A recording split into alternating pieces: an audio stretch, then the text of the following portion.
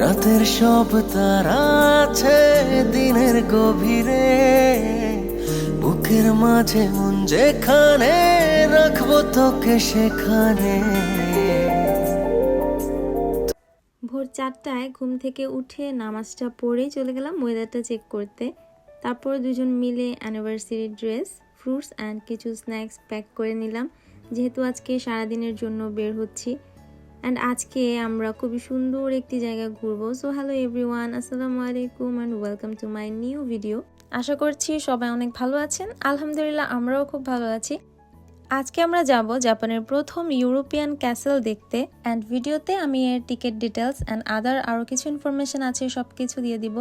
বিদেশে আসলে যেহেতু ফ্যামিলি ছাড়া আমাদেরকে যে কোনো অকেশন পালন করতে হয়, তাই মন খারাপ না করে ট্রাই করা উচিত দুজন মিলেই দিনটাকে সেলিব্রেট করা। হোক সেটা জন্মদিন, ঈদ অথবা অ্যানিভার্সারি, যাই হোক না কেন, নিজের প্রিয় মানুষকে আসলে কোয়ালিটি টাইম দেওয়াটা কিন্তু খুবই দরকার, কারণ সময় অনেক বেশি মূল্যবান। যাই হোক, আমরা চলে এসেছি লকহার্ট ক্যাসেলে। এটা হচ্ছে লকহার্ট ক্যাসেলের মেইন গেট দিয়ে ঢুকলাম অ্যান্ড এখান থেকে টিকিট কালেক্ট করতে হবে পার পার্সন। এখানে টিকিটের প্রাইস ছিল 1300 ইয়েন, বাট আমরা অনলাইন থেকে রাকুতেন ট্রাভেলের মাধ্যমে আগেই টিকিট পারচেস করেছিলাম, তাই আমাদের টিকিট প্রাইস পড়েছিল 1200 ইয়েন, মানে পার পার্সন 100 ইয়েন করে আমাদের সেভ হয়েছিল। সো যদি আপনারা অনেক মানুষ মিলে আসেন অথবা ফ্যামিলি নিয়ে আসেন, তাহলে 100 ইয়েন করে কম পড়লেও কিন্তু অনেক টাকা সেভ করতে পারবেন। সো আই থিঙ্ক অনলাইনেই টিকিট কেনাটা ভালো। এখানে জাস্ট এসে টিকিট শো করলেই হয়ে যাবে। তারপর এদিকে দেখলাম শুরুতেই তাদের এখানে রেস্টুরেন্ট আছে, যদিও তাদের এখানে প্রাইসটা একটু বেশি হতে পারে। আমি একদম মুগ্ধ হয়ে দেখছিলাম চারপাশ, কারণ এত সুন্দরভাবে সব কিছু সাজানো ছিল আর সাথে খুবই সুন্দর একটা ব্যাকগ্রাউন্ড মিউজিক বাজছিল। মনে হচ্ছে আমি জাপানে না, ইংল্যান্ডের কোনো মিউজিয়ামে চলে এসেছি। লকহার্ট ক্যাসেল, এখানে এই হার্টের মধ্যে প্রিয় মানুষের নাম লিখে লক করে দেয়। তারা হয়তো বিলিভ করে যে তাদের নামটাও তাদের প্রিয় মানুষের মনে লক হয়ে থাকবে। আচ্ছা, আমি যে সালাম দেই, আপনারা কি সালামের উত্তর নেন? আমার নাম, তোমার নাম আমি এখানে লিখে কি করবো? তোমার নাম তো এইখানে। হৃদয়ে লিখেছি তোমারই নাম, হাওয়ায় হাওয়ায় ছড়িয়ে দিলাম। এখন আমরা দেখব মেইন যে আকর্ষণ, মানে সেই ক্যাসেলটা যেটা ইউরোপ থেকে জাপানে রিভিল করা হয়, এবং এটাই জাপানের প্রথম কোনো ইউরোপিয়ান ক্যাসেল। এখানে ব্রিটিশদের অনেক অনেক পুরাতন জিনিস সুন্দরভাবে সাজানো আছে। তো চলেন আমিও দেখি আর আপনাদেরকেও দেখাই কি কি আছে এর ভেতরে।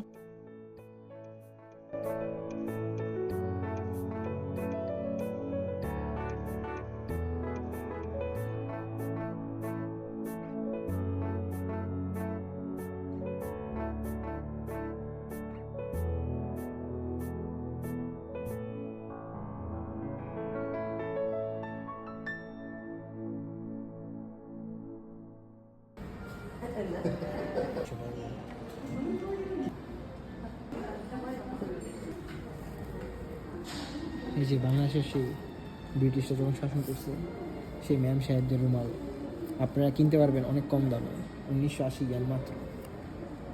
আপনার পছন্দের ভালোবাসার মানুষকে দিতে পারেন সেই ম্যাম সাহেবদের ফ্রেগনেন্স। মানে হচ্ছে এটা দিলে আপনি আপনার পছন্দের মানুষের মনের ভিতরে লক খায় যাবেন, টাচ অফ লক হয়।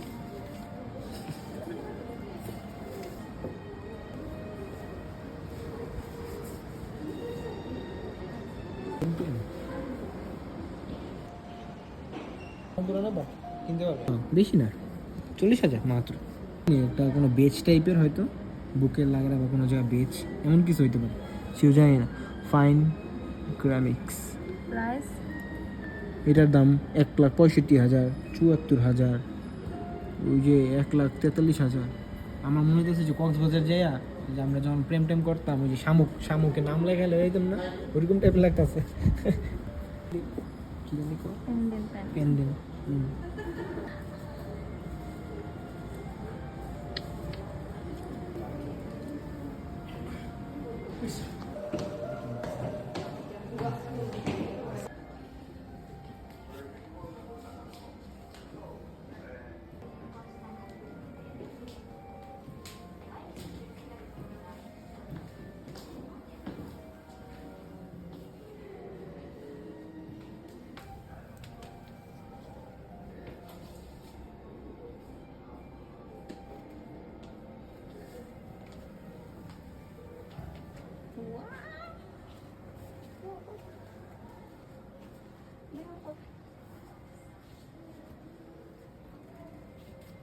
এগুলো কি বিক্রি হয়?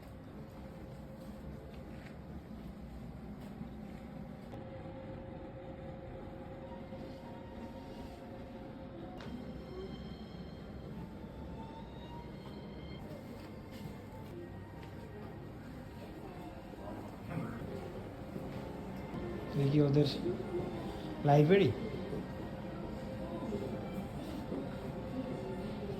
সত্যি কথা বলতে জায়গাটা এত পরিমাণে সুন্দর ছিল, সবকিছু দেখতে এতটা লাইভলি ছিল। আর মাত্র 1300 ইয়েন দিয়ে এরকম জায়গা এক্সপিরিয়েন্স করা, এমন একটা মিউজিয়াম ঘুরে দেখা, অনেক কিছু জানার, অনেক কিছু দেখার আছে এখানে। মাত্র 1200 ইয়েন পে করে এই জায়গাটা এক্সপ্লোর করা আমার কাছে মনে হয়েছে একদমই অর্থ ইট।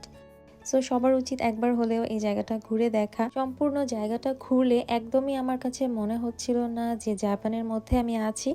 এটা একদমই ইউরোপিয়ান একটা ধাঁচে তৈরি করা হয়েছে। এখানে ব্রিটিশদের অ্যান্টিক জিনিসপত্র থেকে শুরু করে তাদের গহনা থেকে শুরু করে সবকিছু এত সুন্দরভাবে কালেক্ট করা এবং সংরক্ষণ করা আছে। এটা হচ্ছে রাজাদের মুকুট হয়তোবা।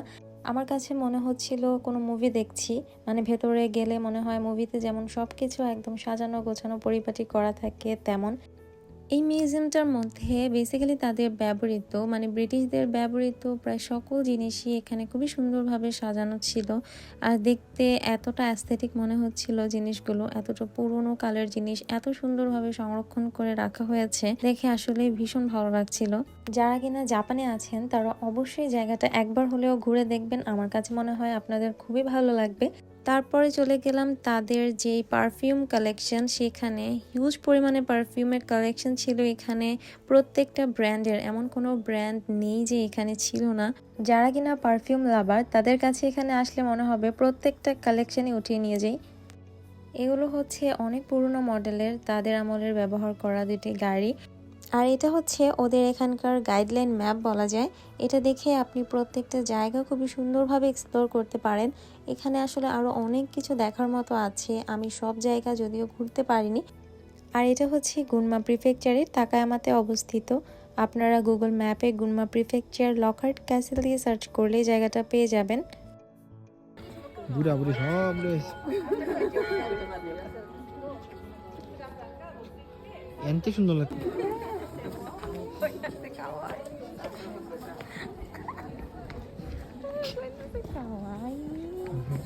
সুস্তে কি জানে আবার কিছু দিয়ে গেছে। সুস্তে কি মানে যাচ্ছে খুশি। আর এইখানে কিন্তু ওদের কাছ থেকে রেন্টে ড্রেস নিয়ে আপনারা চাইলে ফটোশ্যুটও করতে পারবেন। তারপরে আমরা এই শপটা দেখছিলাম, এখানে হচ্ছে ডগিদের সব রকমের ড্রেস পাওয়া যাচ্ছিল।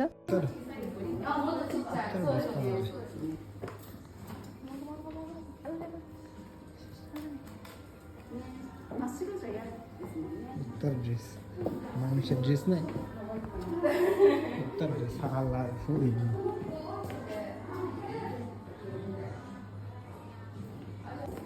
সরি সরি, এই বুঝছি তো তোমার ফোন দিতাম লন্ডনে যে যুদ্ধের সময়। চোখ দিয়ে চিকচিক করে।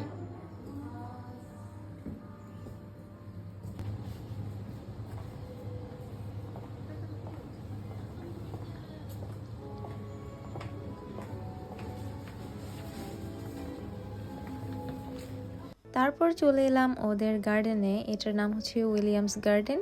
যদিও গার্ডেনে তখন কোনো ফুলই ছিল না, আর সাথে সাথে ঝিরিঝিরি বৃষ্টিও পড়ছিল। ওয়েদারটা খুবই ভালো লাগছিল, একদমই রোদ ছিল না, উইন্ডি একটা ওয়েদার ছিল।